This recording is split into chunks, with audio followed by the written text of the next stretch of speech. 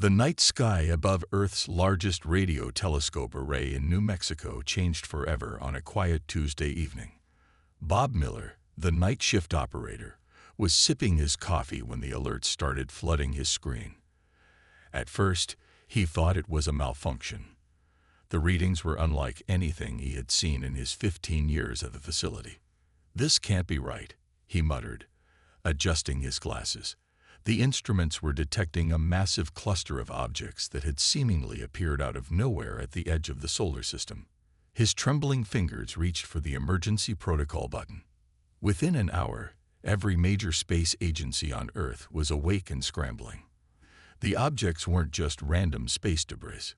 They were ships, thousands of them, each larger than anything humans had ever built, hanging motionless just beyond Neptune's orbit. As telescopes around the world turned their gaze toward the mysterious fleet, a signal reached Earth. It wasn't complex encryption or advanced quantum communications. It was a simple radio broadcast, repeating in regular patterns. The kind of signal humans had been broadcasting into space for over a century. Dr. Anna Roberts, lead scientist at the Global Space Command, worked with her team for 6 hours straight to decode the message. When they finally cracked it, the room fell silent. "Help," she whispered, reading the translated text. "Power systems critical. Life support failing. Refugees seeking sanctuary." The world's governments gathered in an emergency session. For the first time in human history, ancient rivalries were set aside in the face of something much bigger. They had to make a decision: ignore the call for help, or risk everything by reaching out to an unknown alien civilization. Admiral Mike Thompson of the International Space Fleet stood before the United Nations Security Council. These beings, whoever they are, chose to send their distress signal in a way we could understand. They're not trying to hide. They're not trying to trick us. They're asking for help, plain and simple. The council chambers erupted in debate. Some nations wanted to prepare for war. Others wanted to ignore the signal entirely. But as more data came in, the truth became clear. The alien fleet was completely immobilized. Their advanced propulsion systems had failed catastrophically, leaving them stranded in space with dwindling resources. What happened next would be remembered in human history books forever. The vote was unanimous. Earth would help. The first human transmission to the alien fleet was simple: "We hear you. We're coming to help. Hold on." The response came within minutes. The aliens seemed shocked that such a young civilization would offer assistance. Their message, now translated more clearly, revealed they were part of something called the Stellar Concordat, a group of refugee ships fleeing from a disaster in their home system. As Earth prepared its first contact team, more details emerged. The aliens' quantum drive systems, far more advanced than anything humans had dreamed of, had suffered a catastrophic failure. They had been drifting for months, their highly advanced technology unable to save them. Tom Wilson, the engineer who would later lead the rescue effort, summed it up best when he first reviewed the alien technical data. Sometimes the most advanced solution isn't the best solution. These folks built their entire civilization on technology so complex it can't be fixed without specialized equipment. We humans, we're still using rockets that would have been recognizable to scientists from a century ago. And right now, that might just be exactly what they need. As the first human ships prepared to launch toward the stranded fleet, carrying engineers, scientists, and humanitarian supplies, nobody knew that this rescue mission would change humanity's place in the galaxy forever.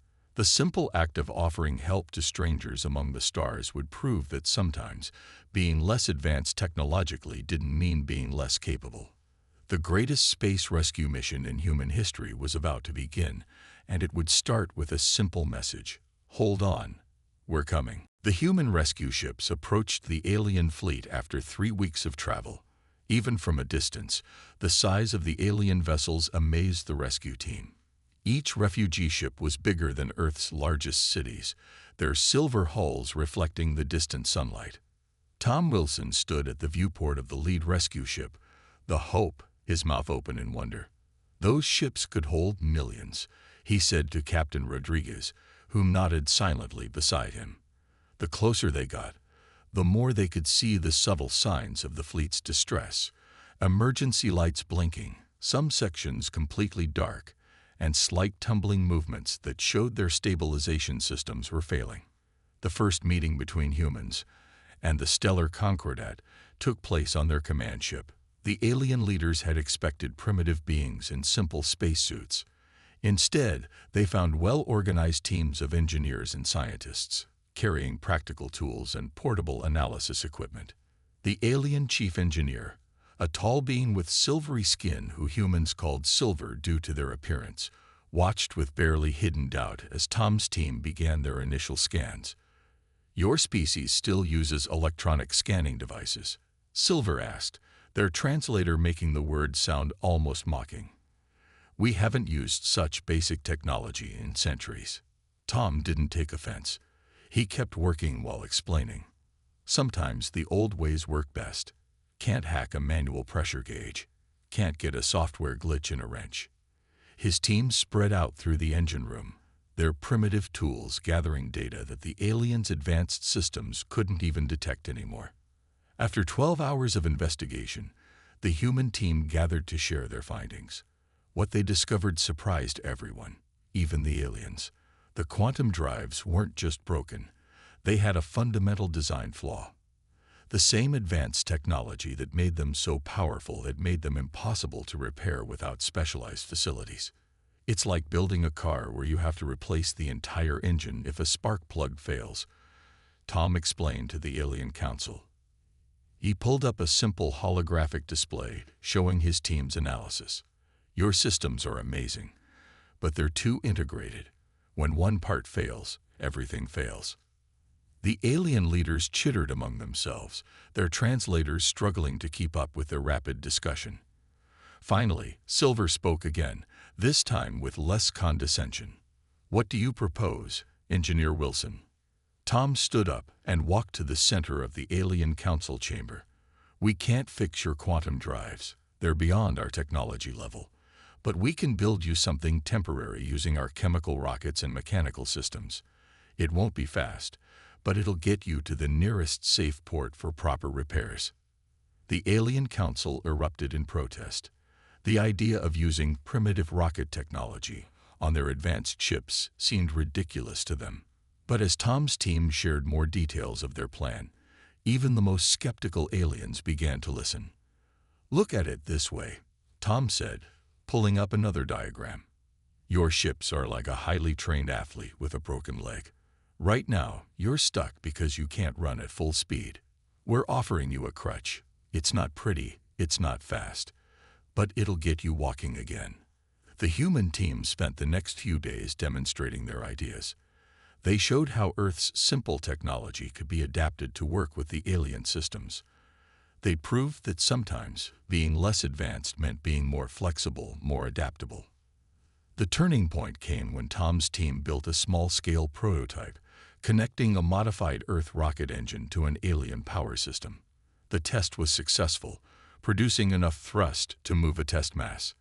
The aliens watched in amazement as the primitive technology breathed life back into their dead systems.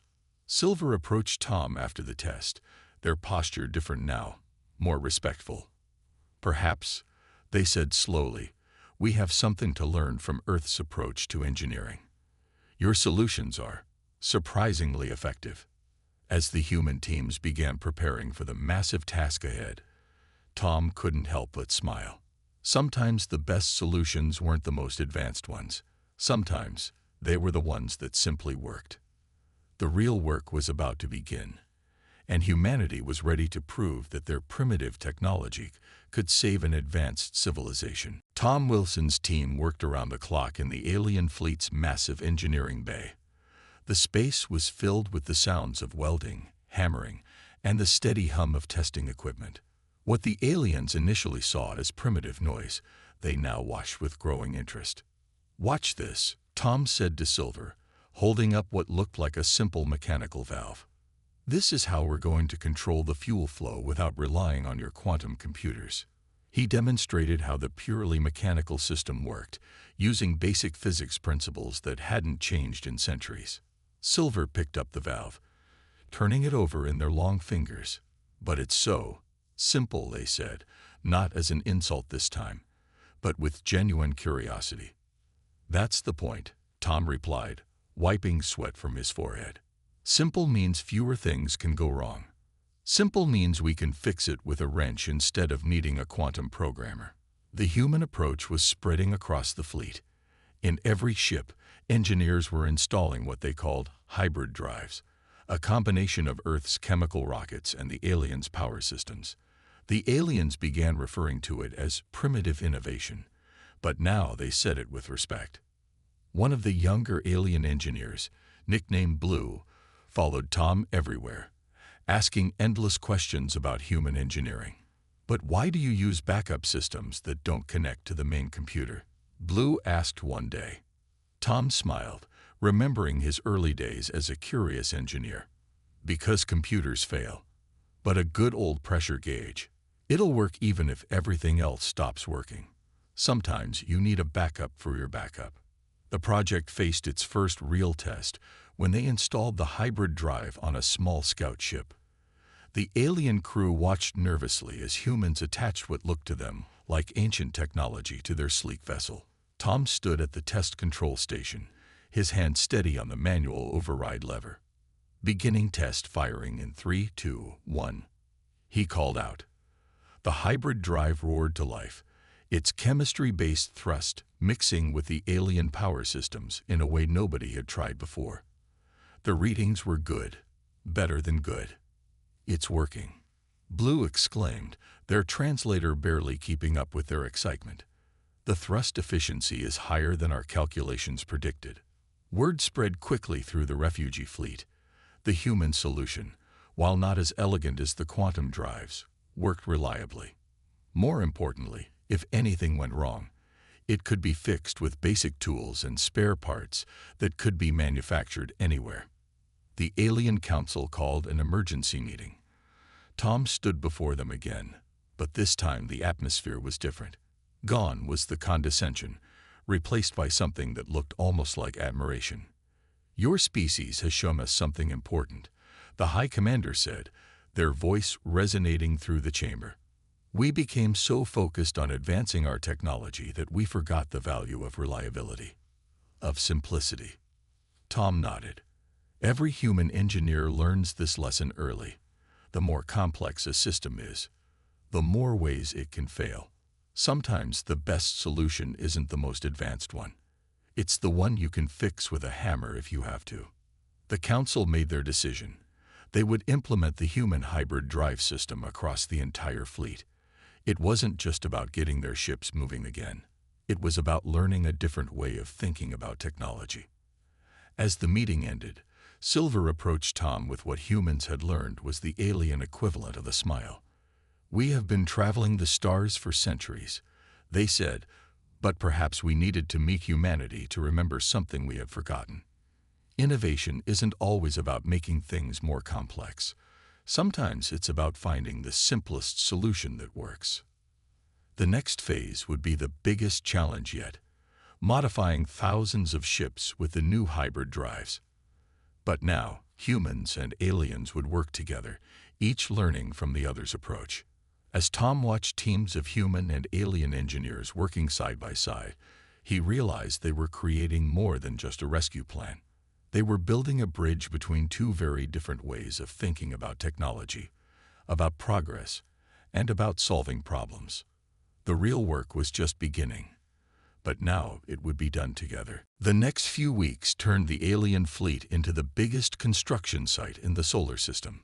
Earth had sent everything they could spare: cargo ships full of rocket parts, fuel tanks, and raw materials. The space around the massive alien vessels buzzed with activity as human shuttles moved back and forth like busy bees around giant hives. Inside the alien command ship, Tom Wilson stared at the massive holographic display showing their progress. Green dots represented completed ships, yellow showed works in progress, and red indicated ships still waiting for their hybrid drives. There were still too many red dots. "We need to work faster," he said to Captain Rodriguez, who stood beside him studying the same display. "Their life support systems are running on backup power. Time isn't on our side." The captain nodded. Earth just launched another supply convoy. But even with every space factory working at full capacity, building this many rocket engines takes time. That's when Blue, the young alien engineer, spoke up from behind them. "What if we built them here?" Tom turned around. "What do you mean?" Blue stepped forward, excitement making their silvery skin shimmer. "Our manufacturing systems. They're designed for quantum technology, but with some modifications." They brought up a new display showing the alien factory systems. "We could reprogram them to build your rocket engines."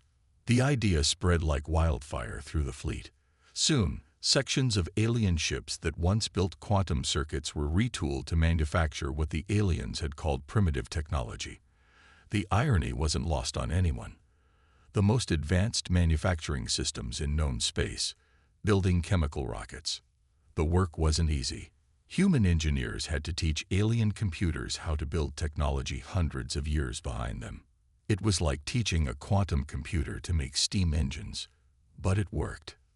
"Look at this," Tom said one day, holding up a rocket nozzle fresh from an alien fabricator. "Perfect down to the millimeter.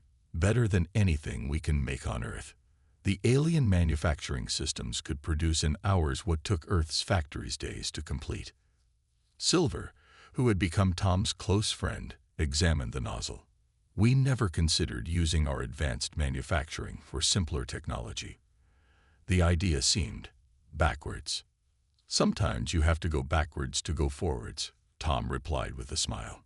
"That's something else we humans have learned." The breakthrough doubled their production speed.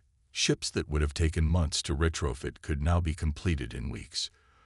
The red dots on the command display started turning yellow, and then green, one by one. But the work wasn't just about building engines. Teams of humans and aliens worked together to solve countless smaller problems. They had to figure out how to connect human technology to alien power systems, how to modify alien computer systems to control simple rocket engines, and how to make it all work together safely. One day, Blue called everyone to their workstation. "I think I've solved the fuel mixture problem." They had been working on a way to make the rocket engines more efficient by using alien materials in the fuel mix. The test showed a 30% increase in thrust. Tom clapped Blue on the shoulder, a human gesture of congratulation that the alien had come to understand. "See, this is why we work together. We bring the simple solutions, you make them better." The Alien Council was so impressed with the progress that they did something unprecedented. They started sharing some of their technological database with Earth. Not the advanced quantum technology, but practical knowledge about materials, engineering principles, and safety systems. "Consider it a thank you," the High Commander told Tom. "You've taught us that true advancement isn't just about having the most advanced technology. It's about having the right technology for the job." As the work continued, the fleet began to change. What started as a desperate rescue mission had turned into something more. A collaboration between two civilizations that had more to learn from each other than either had expected. Tom stood at the viewport one evening, watching teams of humans and aliens working together on a massive engine installation. "You know," he said to Silver, who stood beside him, "when we first got here, I thought we were just going to fix some broken ships." Silver made the whistling sound that humans had learned was alien laughter. "Instead, you fixed our way of thinking." The work was far from over, but now every completed ship was a victory for both species. The warning came from Earth's solar monitoring stations. A massive solar storm, bigger than any recorded in human history, was heading straight for the fleet. Tom Wilson was woken from his first real sleep in days by the blaring emergency alarms. "How long do we have?" he asked, running into the command center where Captain Rodriguez was already studying the data with Silver and the alien command staff. 6 hours at most," Rodriguez replied, her face grim. "The storm will hit us with enough radiation to fry every electronic system in the fleet." Silver's translator crackled with worry. Our shields would normally protect us, but we've diverted most of our power to life support. We don't have enough energy to raise our defensive screens around the entire fleet. The situation was dire. Half the refugee ships had their old systems stripped out for the hybrid drive installations. They were more vulnerable now than they had ever been. Millions of lives were at risk. What about Earth's satellites? Tom suddenly asked, an idea forming. Our solar weather satellites have simple radiation shields. Old technology, but it works. Blue, who had been quietly analyzing the data, looked up. But they're too small. The fleet is too big. We don't shield the whole fleet, Tom said, moving to the main display. We create a shield wall, like an umbrella. Not perfect protection, but enough to reduce the radiation to survivable levels. The next few hours were a blur of activity. Earth redirected every available satellite to the fleet's position.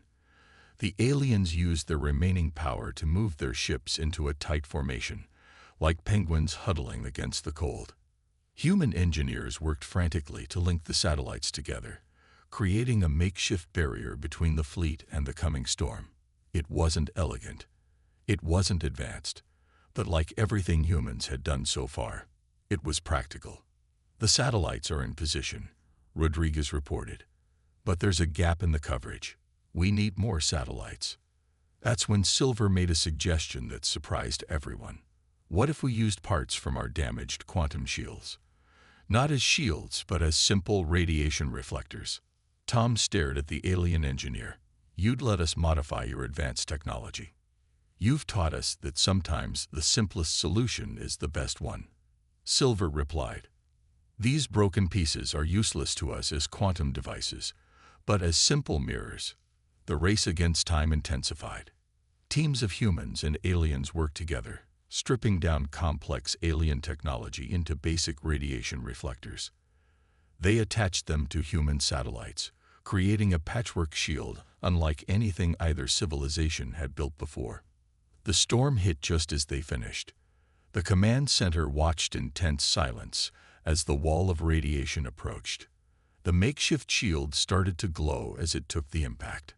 Shield holding at 60%. Blue called out, "Radiation levels are high but survivable." But they weren't safe yet. One of the human satellites failed, creating a dangerous gap in the coverage. Without hesitation, a human repair ship piloted by Lieutenant Jack Adams moved into the gap. "Adams, get back to safety," Rodriguez ordered over the radio. "No time, Captain," Adams replied calmly. "My ship's shields can fill the gap. Just need to hold position for a few hours." For the next 3 hours, Adams kept his small ship in position, using its shields to protect a section of the alien fleet 10,000 times its size. When the storm finally passed, his ship's systems were fried, but he was alive.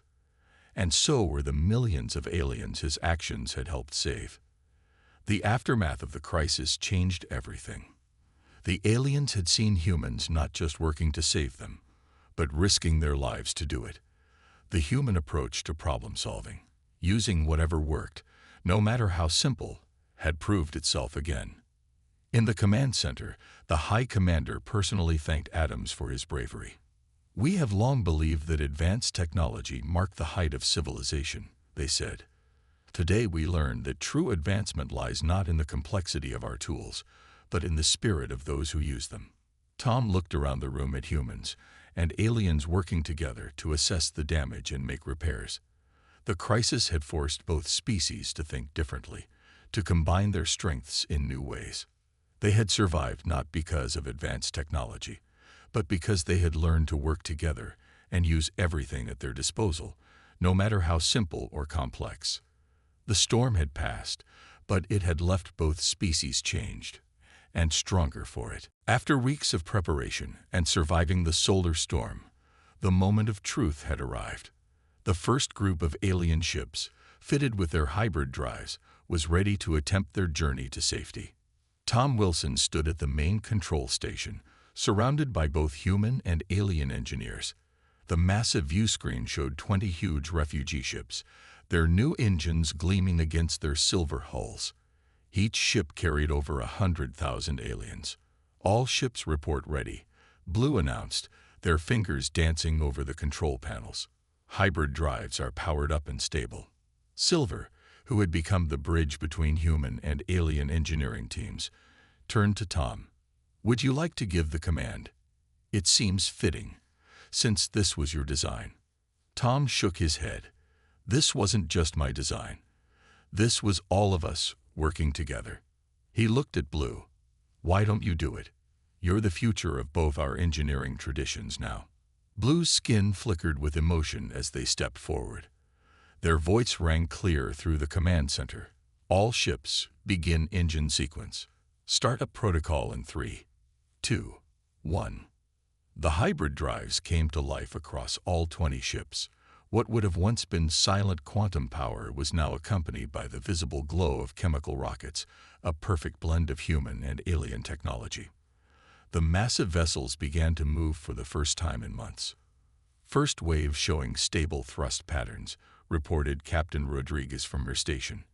"All ships maintaining formation." "It's working, Tom. It's actually working." The command center erupted in cheers, human whoops mixing with alien trilling sounds. But they couldn't celebrate long. This was just the first group. They still had hundreds more ships to launch. Over the next few days, group after group of refugee ships activated their hybrid drives. There were problems, of course. Some engines needed adjustments. Some ships required last-minute fixes. But the humans had planned for this, building simple repair mechanisms into every system. "That's another group safely away," Tom said, watching the latest batch of ships disappear into the distance. "How many more?" 50 groups to go," Silver replied. "But we're getting faster each time." The repair teams barely had to make any adjustments on this last launch. The High Commander called Tom to their private chamber that evening. "Engineer Wilson," they said, using his formal title. "When your species first offered help, many of us doubted you could achieve anything. We were wrong. But more than that, you've taught us something invaluable." "What's that?" Tom asked. "That true progress isn't always about moving forward. Sometimes it's about remembering the foundations. Your primitive technology saved us because it was reliable, fixable, and most importantly, it worked." As the days passed, more and more ships departed. Each successful launch brought them closer to their goal. The aliens had already sent word ahead to their destination about the hybrid drives, and engineers there were preparing to study the human technology that had saved their people. 1 month after the first launch, they reached the final group. These ships carried the engineering teams, both human and alien, who had stayed behind to ensure everyone else got away safely. Tom stood with Silver and Blue, watching the last few ships prepare for launch. "It's strange," he said. "When we started, your people thought we were too primitive to help. Now you're taking our technology to the stars." Blue made the whistling sound of alien laughter. "Not just your technology. We're taking your ideas, your ways of thinking. Sometimes the simplest solution is the best one. That's a lesson we won't forget." The final launch was perfect. As the last ships moved away from their longtime parking spot in the solar system, Tom felt a mixture of pride and sadness. The rescue mission that had seemed impossible was finally complete. "You know," Silver said as they watched the ships disappear into the distance, "in our long history of space travel, this will be remembered as one of our greatest adventures. Not because of the danger we faced, but because it taught us that advancement comes in many forms." The successful rescue had done more than save lives. It had built a bridge between two civilizations, teaching both that progress wasn't always about having the most advanced technology. Sometimes it was about having the right technology, used in the right way, by people willing to work together. The greatest space rescue in human history was coming to an end, but its legacy was just beginning. 6 months after the last refugee ship left Earth's solar system, Tom Wilson stood before the United Nations, preparing to give his final report on the rescue mission. The room was packed with delegates from every nation that had contributed to the effort. The last update from the stellar Concordat arrived this morning. He began, his voice carrying across the silent chamber. All ships have safely reached their destination. The hybrid drives performed even better than expected. Not a single ship was lost. The chamber erupted in applause. But Tom wasn't finished. But I'm not here to talk about the technology. I'm here to talk about what we learned from each other. He brought up a holographic display, a gift from the aliens, showing the massive rescue operation. When we first met the Concordat, they thought we were too primitive to help. We thought they were too advanced to need us. We were both wrong. The display showed images of humans and aliens working together, solving problems, and combining their technologies in new ways. They taught us about advanced materials and energy systems. We taught them about redundancy and simple solutions. Together, we created something entirely new. In the months since the rescue, Earth had changed. The aliens had kept their promise, sharing selected technologies that humans could understand and use. Not their quantum science. Humanity wasn't ready for that, but practical knowledge about materials, medicine, and engineering principles. But the most valuable thing we gained wasn't technology, Tom continued. It was perspective. The aliens learned that newer doesn't always mean better. We learned that being less advanced doesn't mean being less capable. He showed the final image. Lieutenant Adams' repair ship holding position during the solar storm, protecting ships thousands of times its size. This moment proved something to both our species, that the measure of civilization isn't in the complexity of its tools, but in the spirit of those who use them. As Tom finished his speech, he shared the news that would change Earth forever. The stellar Concordat has officially invited Earth to join their network of civilizations. Not as a primitive world to be uplifted, but as equals. They want to learn from us as much as they want to teach us. Back in his office later that day, Tom received an unexpected message. It was from Blue, who had become one of the leading engineers in the Concordat. The message contained designs for a new type of spacecraft engine, one that combined quantum technology with human mechanical principles. We're calling it the Wilson drive. Blue's message read, "It's not as advanced as our quantum drives, but not as simple as your chemical rockets. It's something new, something better, just like the friendship between our peoples." The design was already being implemented in new ships throughout Concordat space. Ships that could be repaired with simple tools if needed, but could also tap into advanced power systems when available. The perfect blend of both approaches. Silver had also sent a message. The Concordat was establishing a new engineering academy, one that would teach both human and alien approaches to technology. They wanted Tom to be its first honorary director. "Our rescue mission did more than save lives," Silver's message said. "It saved us from our own arrogance. We thought we had nothing to learn from younger species. We were wrong. There will always be something to learn from those who see things differently." Tom looked out his window at the sunset. Earth was different now. Humans knew they weren't alone, and more importantly, they knew they had something valuable to offer the galaxy. Not despite their limited technology, but because of how they used it. In the end, the greatest legacy of the rescue mission wasn't the technology they created or the lives they saved. It was the lesson learned by both species, that true advancement comes not from abandoning the simple in favor of the complex, but from knowing when to use each. The stars seemed brighter that night, as if reflecting the new future ahead. Humanity had taken its first real steps into the galactic community, not as primitive beings to be pitied, but as equals who had earned their place among the stars. They had done it not by reaching for the most advanced solution, but by offering the right one when it was needed most. The greatest space rescue in history had become the greatest lesson in history, that sometimes the simplest solutions solve the biggest problems, and that every civilization, no matter how advanced or primitive, has something to teach and something to learn.